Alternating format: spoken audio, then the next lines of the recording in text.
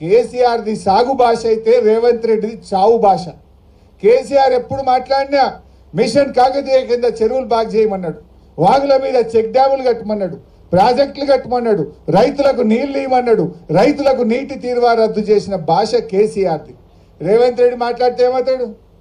నీ పేగులు విక్తా, మెడలేసుకుంటా, నేను తొండలు సొర్రగొడతా, తొక్కుతా, సంపుతా, సీరుతా, బట్టలు కూడా విక్తా, గిద్దప్ప సాగు భాష తప్ప ఒక్క మంచి భాష మాట్లాడిండా ముఖ్యమంత్రి? కేసీఆర్ది సాగు భాష, రేవంత్ రెడ్డిది చావు భాష.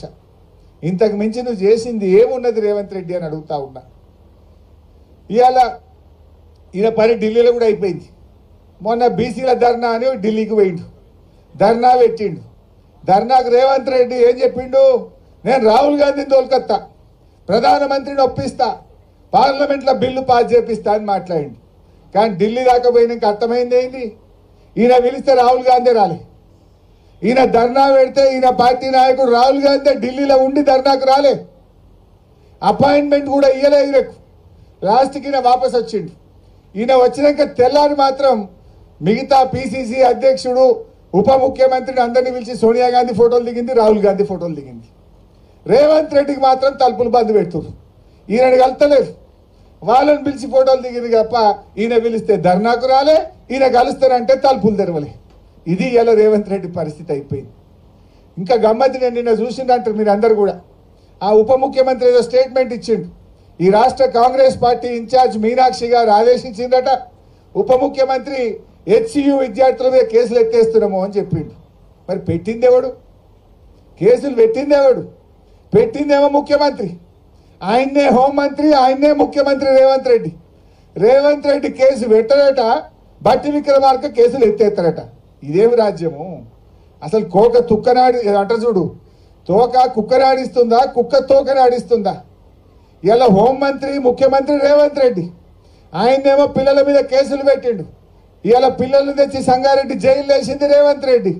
ఉప ముఖ్యమంత్రి అంటాడు లేలే కేసులు ఎత్తేస్తున్నాం, పిల్లల్ని విడుదల చేస్తున్నాం అంటాడు. ఇలా ఎవరిది నడుస్తుంది? అసలు గవర్నమెంట్ ఇట్లుంటుందా? గవర్నమెంట్కి ఒక పద్ధతి ఉండదా? మరి నేను రేవంత్ రెడ్డి అడుగుతున్నా, నువ్వు అక్రమంగా కేసు పెట్టినావు, నువ్వు తప్పుడు కేసు పెట్టినావని నీ ఉప ముఖ్యమంత్రి వాళ్ళని జైలుకి వెళ్ళి విడుదల చేయమన్నాడు. మరి నువ్వు క్షమాపణ చెప్పు. రేవంత్ రెడ్డి నీ ఉప ముఖ్యమంత్రే చెప్పిండు, నువ్వు ఆ పిల్లల మీద అక్రమంగా కేసు పెట్టినావు, ఆ పిల్లలను అక్రమంగా జైల్లో పెట్టినావు, ఇది తప్పు అని నీ ఉప ముఖ్యమంత్రి క్యాబినెట్ మిత్రులందరూ కలిసి వాళ్ళని జైలుకి వెళ్ళి విడుదల చేయమన్నాడు.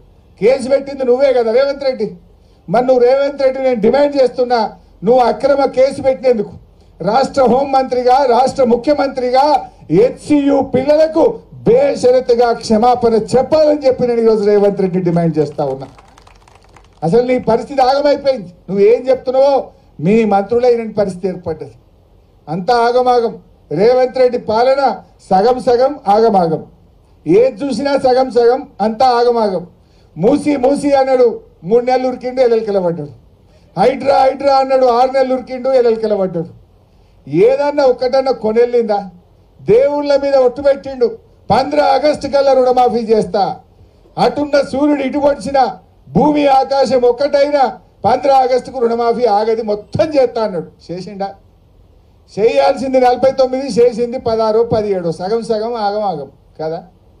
ఏది చక్కగా ఉన్నావు? ఏది కొనెళ్ళింది? దేవుని మీద ఒట్లు పెట్టి దేవుణ్ణి మోసం చేసిన ముఖ్యమంత్రి ప్రజల్ని మోసం చేయడా? దేవుణ్ణే మోసం చేసిన ముఖ్యమంత్రి భారతదేశంలో ఎవరు లేడు.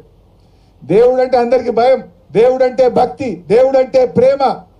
కానీ రేవంత్ రెడ్డి ఆ దేవుణ్ణి కూడా మోసం చేసినటువంటి వ్యక్తి ఈ రేవంత్ రెడ్డి.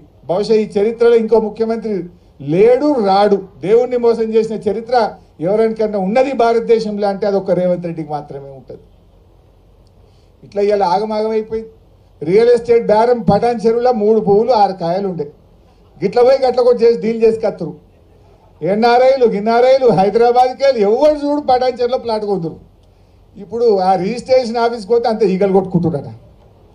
ఈగలు కొట్టుకునే ఉంది.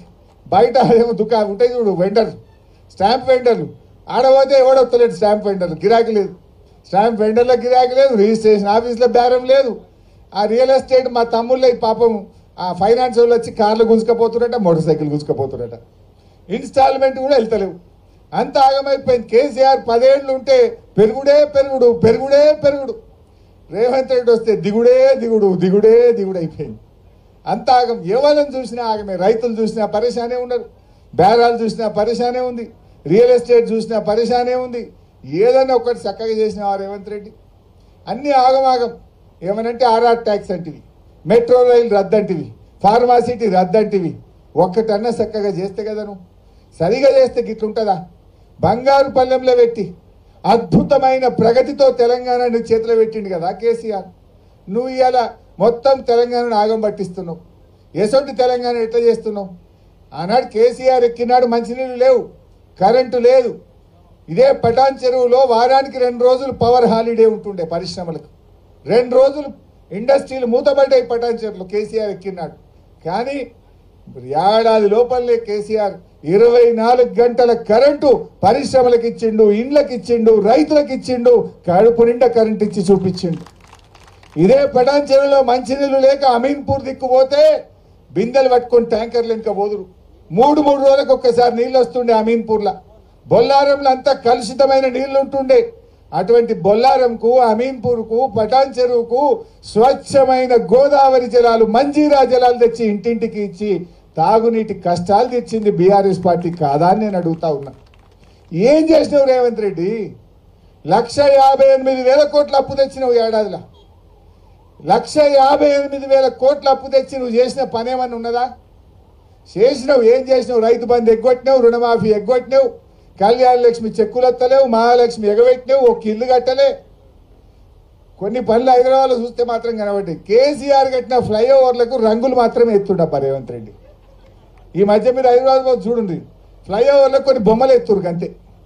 ఇక బొమ్మలు చూసి ఇది రేవంత్ రెడ్డి కట్టిండు అనుకోవాలి. కట్టింది కేసీఆర్, బొమ్మలు వేసింది రేవంత్ రెడ్డి. రేవంత్ రెడ్డి వచ్చినాక ఏమన్నా కనబడ్డాయంటే హైదరాబాద్లో కొత్తగా ఆ ఫ్లైఓవర్లకు బొమ్మలు మాత్రం కనబడుతున్నాయి, ఏం కనబడతలేవు. కేసీఆర్ కట్టించిన డబుల్ బెడ్రూమ్లకు 3 రంగులు వేసి పరిస్థితి వాళ్ళే కట్టినట్టు. కట్టింది కేసీఆర్, 3 రంగులు వేసి మేమే కట్టామంటారు. నేను మొన్న పోయినా కొల్లూరు డబుల్ బెడ్రూమ్లకు పోయినా, చెత్త ఎత్తటోడు దిక్కులేడాడు. మొత్తం చెత్త కుప్పలు కుప్పలు అయిపోయింది. గంత మంచి డబుల్ బెడ్రూమ్ ఇల్లు కేసీఆర్ కట్టిస్తే ఆడో దవాఖాన లేదు, నీళ్లు చక్కగా వస్తలేవు, కరెంటు చక్కగా వస్తలేదు, మున్సిపాలిటీ వాళ్ళు చెత్త ఎత్తుతలేరు. అంత ఆగమాగం అయిపోయిన పరిస్థితి ఉన్నది. ఇదే బాధ కలుగుతూ ఉంది. ఎందుకంటే మనం బీఆర్ఎస్ పార్టీ గులాబీ జెండా అంటే పేగులు దిగదాకా కొట్లాడి తెలంగాణ తెచ్చిన పార్టీ బీఆర్ఎస్ పార్టీ.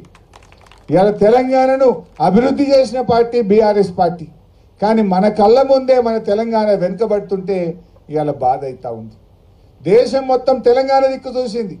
మంచినీళ్ళ పథకమైనా, చెరువుల పునరుద్ధరణనైనా, 24 గంటల కరెంట్ అయినా, రైతు బంద్ అయినా, కళ్యాణ లక్ష్మి అయినా, మూగ జీవాలకు అంబులెన్సులైనా దేశం మనం చూసి నేర్చుకునేటట్టు నడిపినాం. మనం 10 ఏళ్ళు దేశం మనం చూసి నేర్చుకున్నది. తెలంగాణ దిక్కు దేశం అంతా చూసింది. అన్నం, బియ్యం, వడ్లు, ఆ వడ్ల ఉత్పత్తిలో దేశానికే నంబర్ 1 అయినాం. కేసీఆర్ ముఖ్యమంత్రి ఉన్నప్పుడు తమిళనాడు వాళ్ళు జర బియ్యం మాకు అమ్మరా అని అడుగుతుండే, కర్ణాటక వాళ్ళు జరంత బియ్యం మాకు అమ్మరా, మాకు కమ్మివడ్డే అని అడుగుతుండే. అంటే తెలంగాణ 10 మందికి అన్నం పెట్టే ధాన్యాగారంగా మార్చింది బీఆర్ఎస్ పార్టీ. అంత అద్భుతంగా తీర్చిదిద్దినాం మనం. కానీ ఇలా తెలంగాణ ఇలా వెనుకడుగు పడతా ఉంది. రేవంత్ రెడ్డి పాలనలో ఇవాళ ప్రజలకు అర్థమవుతా ఉంది. మళ్ళీ బీఆర్ఎస్ రావాలి, మళ్ళీ కేసీఆర్ రావాలని చెప్పి ఇలా ప్రజలు మన వైపు చూస్తూ ఉన్నారు.